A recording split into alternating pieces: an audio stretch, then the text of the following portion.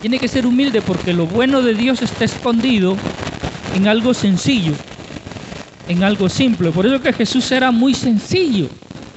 Jesús era muy simple. Jesús no utilizaba grandezas. Es más, él entró en un burro a Jerusalén, pudiendo haber entrado en el mejor caballo, en el caballo más hermoso. Usted ha visto esos caballos grandes, así, bellos, que usan los militares, que usa la policía, que usan esa gente que tiene mucho dinero.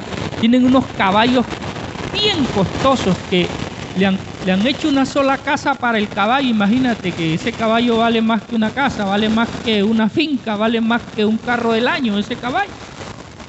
Son caballos muy hermosos, ¿cierto? Y el Señor pudo, pura sangre, o esos caballos de carrera también que son muy costosos. Bueno, el asunto es que el Señor coge un pollino de un amigo, que me imagino la gente que tenía pollinos, tenía burritos, era gente sencilla, no era gente que tenía dinero. ¿Sí? Es como el campesino que tiene un burro porque pues le alcanza para comprarse un burrito. No le alcanza para comprarse un caballo, ni nada de eso, una moto, ni nada de eso. A lo mucho un burrito. Entonces Jesús coge ese burrito y con él entra a Jerusalén. Alguien le pregunta, Señor, ¿dónde vive? Y el Señor le dice, las zorras tienen sus guaridas y las aves sus nidos, pero el Hijo del Hombre no tiene dónde recostar su cabeza. Él nace de una mujer sencilla llamada María, que no era una mujer rica ni poderosa, no era una reina, ni el papá era un rey. Mira, y él siendo Dios, ¿qué está haciendo el Señor? Y dice que la sabiduría la escondió de los grandes y se la ha dado a los pequeños. O sea, el tesoro más grande, que es el conocimiento, la sabiduría, las cosas de Dios, Dios las pone en gente sencilla. Por eso dice que lo vil, lo despreciable, lo que el hombre desecha, eso toma Dios para a través de ellos mostrar su grandeza, su gloria, su poder. Amén. Amén. Bueno, volvemos al tema de la vida y vamos a leer en el Salmo 139. Busque rapidito en su Biblia o anótelo, el Salmo 139, donde podemos ver aquí algo muy importante, ¿sí?, acerca de la vida, el tema que estamos analizando esta preciosa mañana. Dios nos regaló este tema. Estábamos como siempre orando y preguntándole al Señor, Señor, ¿qué vamos a compartir hoy? Y me dice, habla de la vida.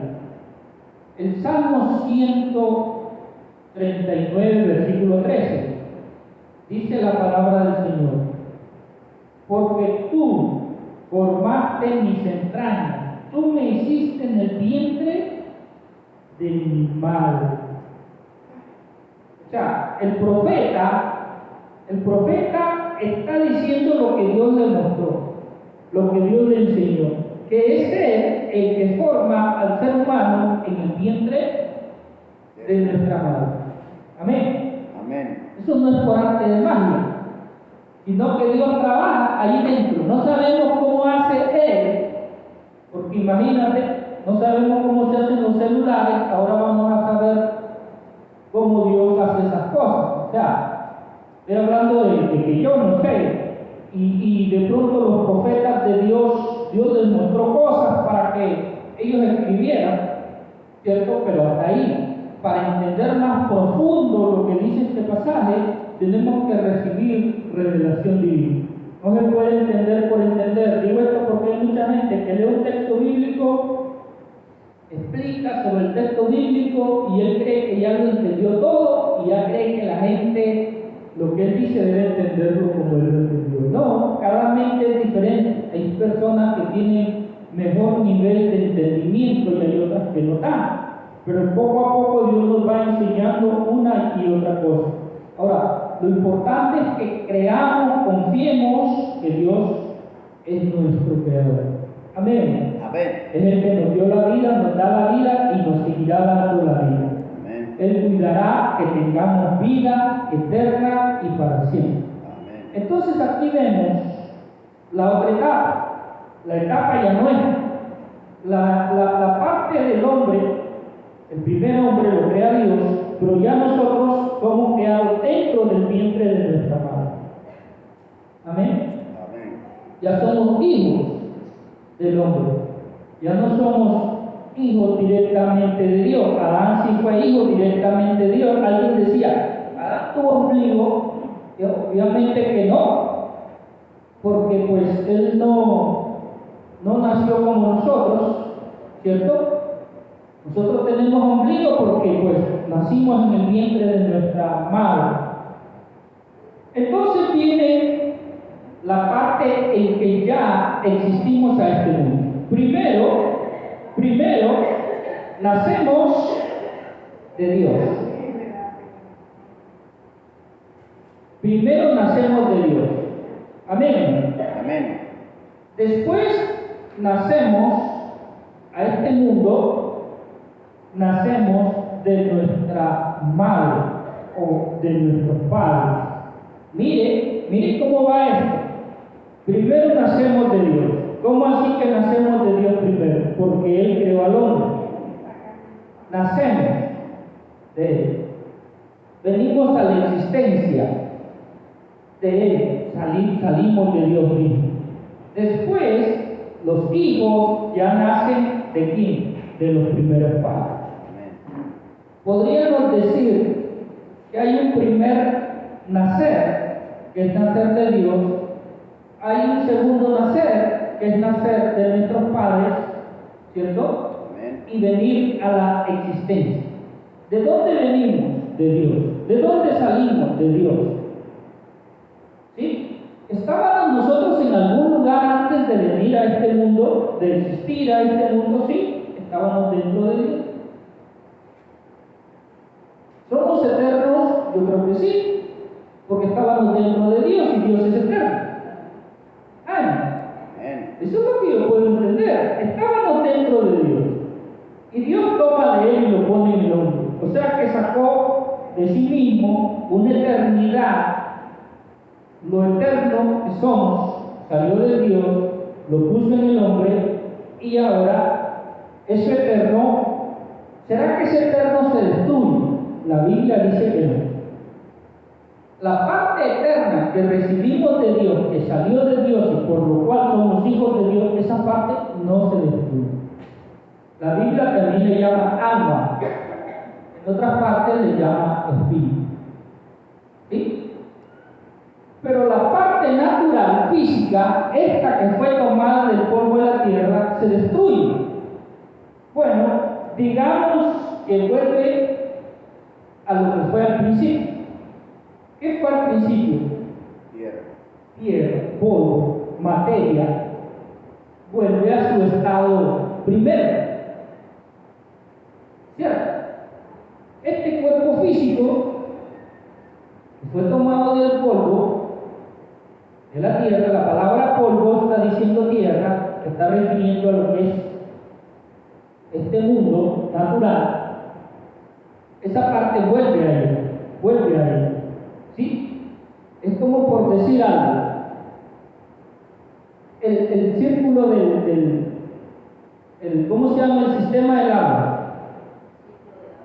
El ciclo, ¿cierto? El ciclo. El agua está en el mar. La toma del mar a través del calor, ¿cierto? Se evapora y después nuevamente cae a la tierra y vuelve al mar, ¿cierto? Entonces, el ser humano, el cuerpo físico del hombre es lo mismo. Se toma de la tierra, se forma la vida humana y cuando ya el hombre se hace viejo, vuelve nuevamente a su primer estado, ¿cierto?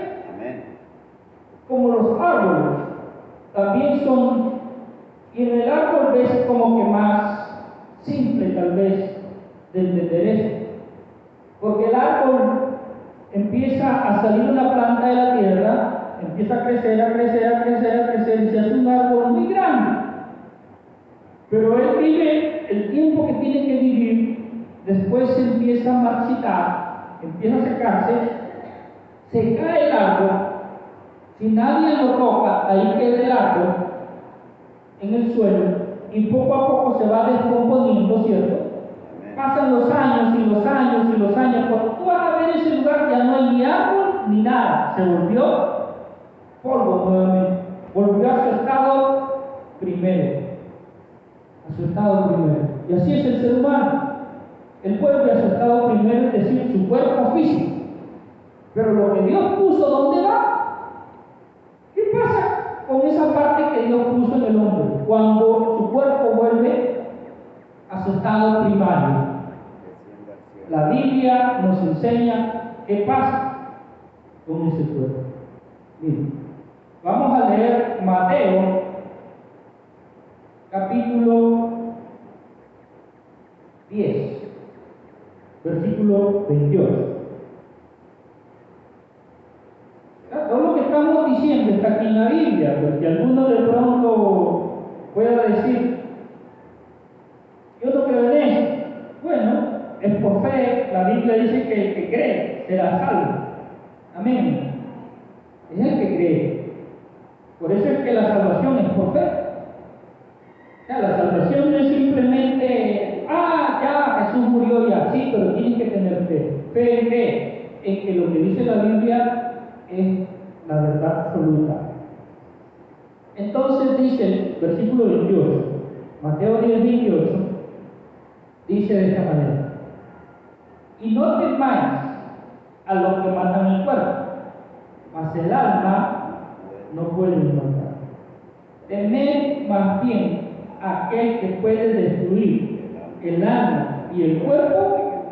Está hablando de dos cosas distintas, ¿cierto?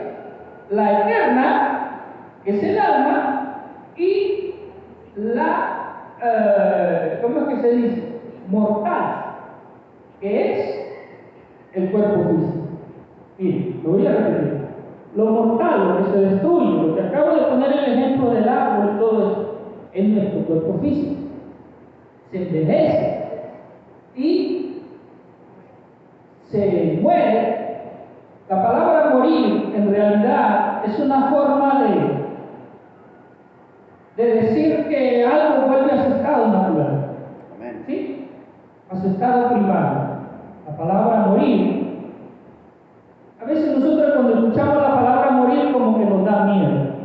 ¿Por qué? Porque no entendemos la palabra de Dios. Pero cuando ya entendemos la palabra de Dios, la palabra morir simplemente es que nuestro cuerpo físico regresa a su estado primario, nuestro cuerpo físico. Pero lo que Dios puso cuando sopló, la Biblia dice sopló. ¿Cierto? La palabra soplar tampoco es así.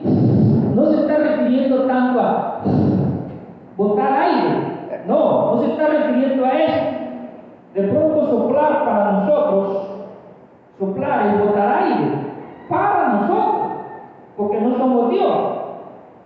Amén. Porque si no fuera Dios, entonces de pronto la palabra soplar tenía otro significado. Pero cuando dice que Dios sopló en el hombre, es Dios el que sopló. No sopló el pastor, no sopló el hermano tal, sopló Dios. Si el que sopló. O de pronto la palabra soplar está diciendo que salió algo de sí mismo.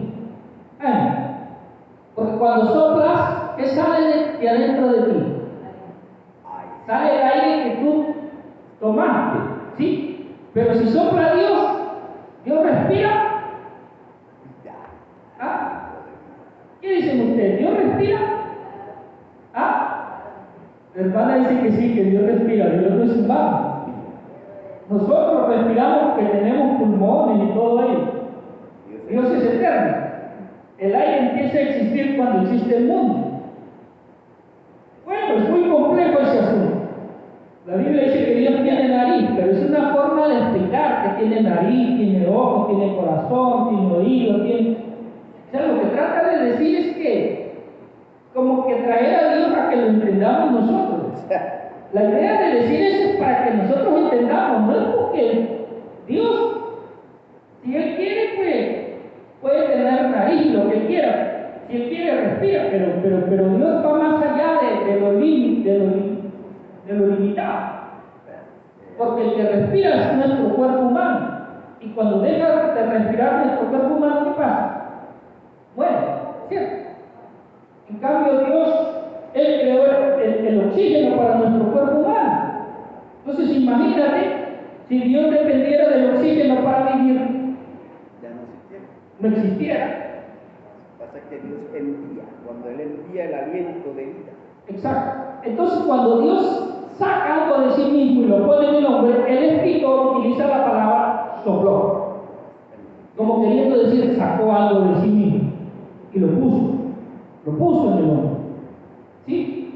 Entendámoslo más profundamente, no simplemente un soplar de soplar cuando sopla las brasas para que prendan, para que no se te apague ¿ah? No se apague la candela y uno empieza a soplar. Que se queda casi sin aire y hasta los ojos se ponen de color y uno queda como, mejor dicho. Se le queman las pestañas. Se le queman hasta las pestañas. Entonces no está hablando de eso. Está hablando de que Dios sacó algo de dentro de vida. Porque cuando ya Él sopló o puso eso dentro del hombre, recién el hombre pasó a ser un ¿qué? Un ser divino. Entonces aquí cuando el pasaje dice claramente el pasaje, no temas al que mata el cuerpo, pero no puede matar el alma. ¿Por qué no puede matar el alma? Porque el alma es eterna. Yo no sé si usted lo cree, pero yo sí lo creo. ¿Por qué? Porque Dios me ha dado a mí entendimiento para entender esta parte.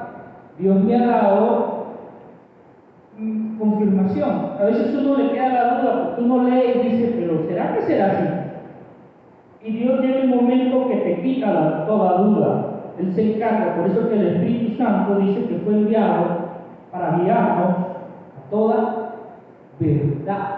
Entonces tú le dices al Espíritu Santo, revélame, muéstrame, dame entendimiento sobre esto, o ayúdame por favor, porque me falta fe, me falta, como aquel hombre que vino a Jesús, y Jesús le dice, al que cree todo es posible.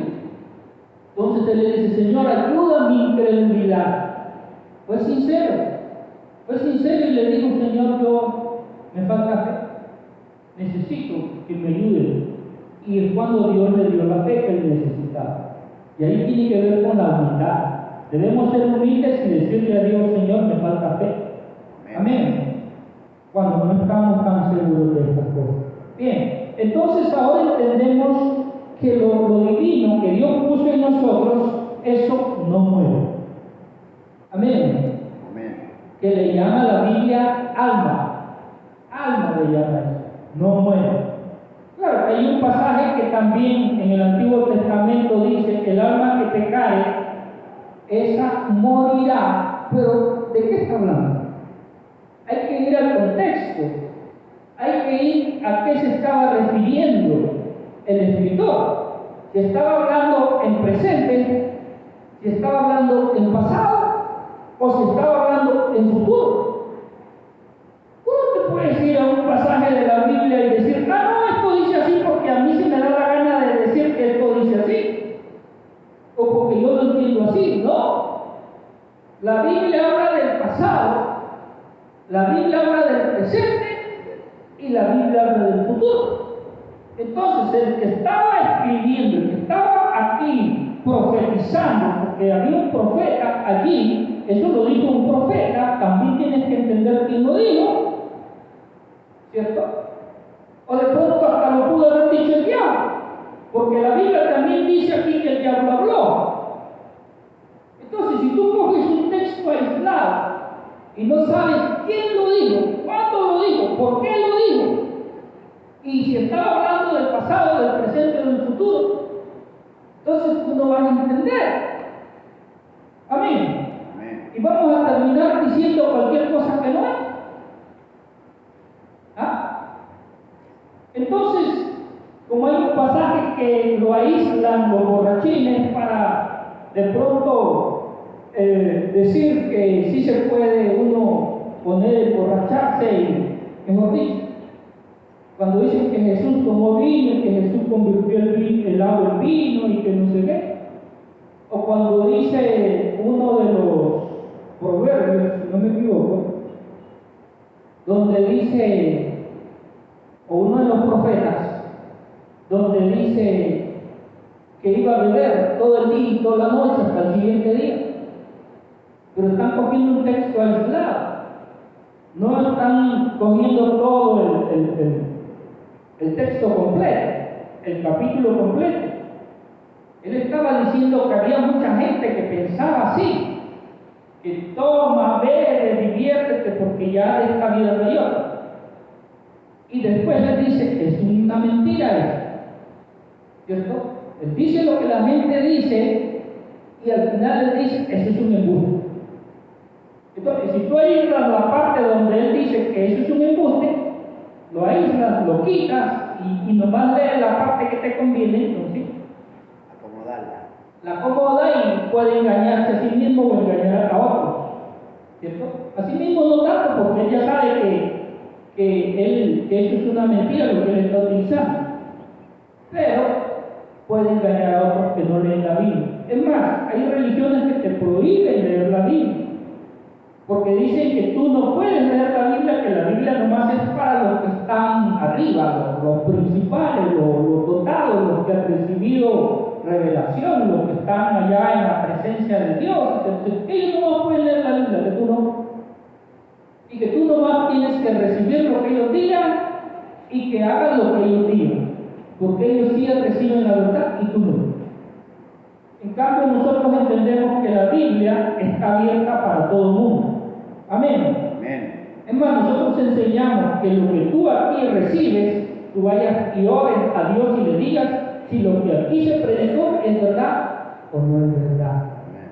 Y que eso también la Biblia lo enseña, como los hermanos de Berea, que después que Pablo les predicó, ellos no dijeron amén, sino que fueron a escudriñar las escrituras para ver si lo que Pablo estaba enseñando era así o no era así. No le creyeron de buenas a primeras a Pablo. Sin embargo, hay religiones que te dicen que a ellos tienen que creerles y que tú no puedes ir en contra de lo que estos líderes religiosos enseñan, sino que tienes que someterte a ellos. Tanto así que hacen a la gente que venda sus casas, que vendan sus cosas, que les entreguen a ellos ese dinero, porque así dice la Biblia. Entonces están engañando, se están burlando de la Biblia, están manipulando la palabra. Hay muchos que hacen eso y nosotros tenemos que tener muchísimo cuidado. Amén. Amén. Entonces hemos visto claramente que el Señor, el que habla aquí es Jesús en Mateo, y Él está diciendo, no temas, el mismo Dios está diciendo, no temas a los que matan el cuerpo físico, más bien teme al que puede destruir tu alma en el infierno. Ahora, si tomamos ese texto así como que aislado y empezamos nosotros a pensar cosas que se nos vienen a la mente, no vamos a entender con claridad qué quiso decir Jesús aquí.